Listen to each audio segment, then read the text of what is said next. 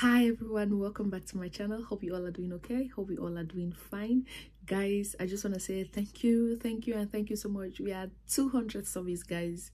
Thank you so much. The love has been so massive. I don't know how to express it, but you guys brought me this far and I cannot undermine your support. I just want to say from the depths of my heart, I am extremely grateful. Thank you so much. So today's video is going to be it's just a chit chat on sterile processing. Like, it's a story time on the day I got fired at work. Yeah, I've got fired too. But guys, before we get into the story time, if you have not subscribed yet, please make sure you rush right now. You hit on that subscription button, you hit on the notification bell, so each time I upload a video you'll be the first to know. And on this note, I just want to say a warm welcome to the new members on this family. I mean, on this channel. You guys are welcome. Thank you so much for thinking that I am worth subscribing to. I promise I'm going to be bringing to you back-to-back videos on anything you want, video suggestions, ideas. And this channel, it's about lifestyle. It's about lifestyle, entertainment, travel, and most for now I've been doing sterile processing because I've seen that it's what a lot of people have been asking for.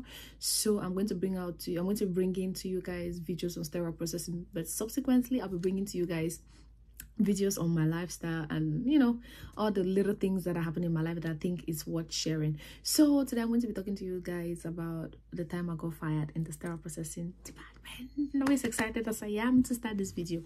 So guys, I used to work in Virginia. Remember when I finished, let me not say remember as if you guys were with me. Oh my god, excuse me.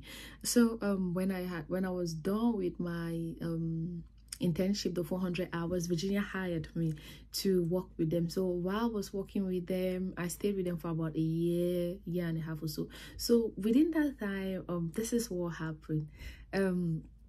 So I think because I was making mistakes. I'm not gonna lie, I'm not gonna pretend. I used to make mistakes when I was still fresh. So like the first one I did was probably maybe I forgot to put a lock on the container. I forgot to put maybe an indicator or so. Like, I remember I always tell you, indicators are always very important when it comes to setting up sets, when it comes to assembling sets. So I guess one of those. So with those, they used to always correct me, tell me you have to do this, you have to do that. But I'm not also gonna lie that the workload in Virginia really heavy. So each time I work, like sometimes you come to work on evening shift, you have just 2 people, you have loaners you have to take off, you have to run the thesis. There was just a lot to do. So this fateful day, I went into work, I did everything like I was supposed to do. I was running up and down because that day I worked like with a lady. She was pregnant, so she couldn't really do much. So the workload was really lying on me. So I had to run the thesis, I had to take up the loaners, I had to put storage stuff away. Like, the workload that we had for that night was a workload that I think we needed about 9 people to be on that shift, 9 or 6 people to be able to, to be on that shift to be able to do it. But everything was on me, and you cannot get up in the morning and you tell people that you could not do everything because you were all by yourself. So it don't make sense. So I guess that was then I felt overwhelmed, like I had to do everything myself. So I was in a rush to do things and get things over with. So so when it comes to loaners, right, you always have like these locks that when it comes to loaners, like I had to take loaners up that night. And when it comes to these rigid containers, like you have like locks that you put them up to indicate if it is sterile or non-sterile. So normally we have a section where we put sterile instruments, and we have a section where unsterile instruments are. So since I was coming in over that night, somebody had wrapped the instruments. I mean, somebody had boxed the instruments and put them on the sterile side. So me thinking that it was really sterile, since I saw it on the sterile side, I did not do my due diligence to check it to see if actually it was sterile. No, I did not do that, which was my fault, because normally I would have checked it to see if actually it was sterile. So guys, I just took the instruments, I just carried the instruments since they were already there. Since I was in a hurry to do all that shit by myself, I carried the instruments and I took it to the OR. So in the morning when they were about doing the case, guys, damn, okay, they called my boss and told him something's happened, that because when they started opening, when the rep, I think it was the rep or the was it the rep or the scrub tech, when one of them went to get the instruments and they took it to a room, and in the course of opening it, they saw that it wasn't sterile. I mean, they saw that it wasn't sterile. The indicators inside were not sterilized. Then looking at the log suit, they were not sterilized. I'm so happy that they had not started the case that day. Imagine them using instruments that had not been sterilized. So they took the instruments, they brought them down. We had to put the instruments on a fast cycle because those loaners were needed for that day at 7 a.m. at 7:30 in the morning. So guys, I had really screwed up. The whole department was hot. Like, you could literally feel the tension. And that was the time I was supposed to be going home. So I stayed back then that day to help them arrange it, to put in containers, make everything fast so they could send it through. My God, it was so tense. Like, I was literally crying. So on my way out now, my boss now called for me into the office. When I went into the office, he told me, on my way out, he was like, come. I went into his office. He told me, he just wants to tell me that I've been suspended till further notice. He does not know when he's gonna give me a call. I was like, yeah, this is it. This is goodbye to Nay. Damn, guys, that really hurt so much because I wasn't expecting that. You know, I was even expecting that, okay, fine, they'll be considerate. But fast forward, so later that day now, as he said they're gonna call me, I stayed and I later spoke to him that, well, it's because I was overwhelmed. That's why this happened the way it did. So he told me that, oh, okay, his boss directly above him and himself are gonna put me on a conference call. So when I went home that day, they called me and they told me, we are sorry, you know, we are sorry. So this is what they did.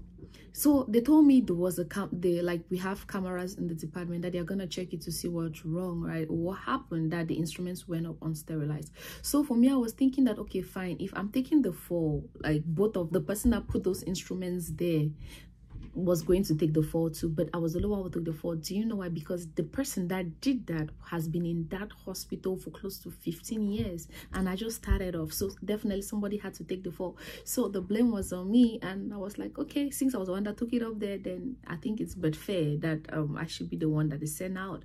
But I think they were not being fair because they gave priority to the older person that had been in that facility. So they just told me that they're sorry, but I cannot come back. That do I want to resign, or yeah, that they're gonna give me the option to resign, so in case of anything it does not paint me a bad picture or like that. So I'm like, these people, I really felt really bad. Like, even though I saw it coming and I've been wanting to leave the hospital for too long because it was really too much for me. Like, the workload was too much. They expected too much from you. There was a lot of pressure. Anyways, that's what comes to the trauma center too, Sha.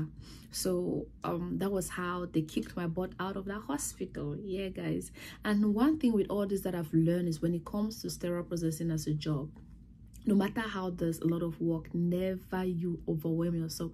Do the best you can at your best ability. If they come and work is undone, then there's nothing you could do. You can only do what you can do. So I from that was the lesson I learned, that I should never overwhelm myself. No matter what I see that's going on, like the work and everything, I will always try to do the best I can and do it to the best of my abilities. So another lesson I learned from all that is coming to instrument sets. Like, when I always want to start the first thing I always do is put in my indicators. Like, with that, that was the first time I started sterile processing, and with that I've learned, and over the years I've been improving my art and I've been good at it. So I'm so happy that I've grown from that. I'm so happy that I've improved, you know. Like, then when I was in that hospital and with everything that was happening, I used to have the feeling that I'm not good for anything. Like, if I cannot do my job well, then what am I doing? But I just discovered that it's with that hospital. The problem was with that hospital, because they used to put a lot of pressure on me. They were short-staffed. They didn't have enough. I mean, they were short-staffed. It was just so overwhelming. I mean, like, it was just too much. There was a lot of negative energy in that hospital. I'm sorry that I'm tarnishing the image of the hospital. Am I? No. I'm just expressing how I feel, but I guess I shouldn't have said the name of the hospital, but yeah, I said it. So, but I'm guessing things are better there now, you know. I'm guessing things are better there, but it wasn't a good experience for me, and I will not want to I will not want to paint the image of the hospital black, but I did not really enjoy my stay there. So but I'm hoping and I'm guessing that things must have improved there. But anyways, over the years I've improved myself, I've done better with myself, and we thank God. So I've learned lessons too from that. So guys, if you did like this video, please give it a thumbs up. Remember to subscribe, and you know, put video suggestions down in the comment section. The comment section is yours to use. Please use it anyhow you want to use, you know, comment on whatever things you want to comment on. So on that note guys, see you on my next one.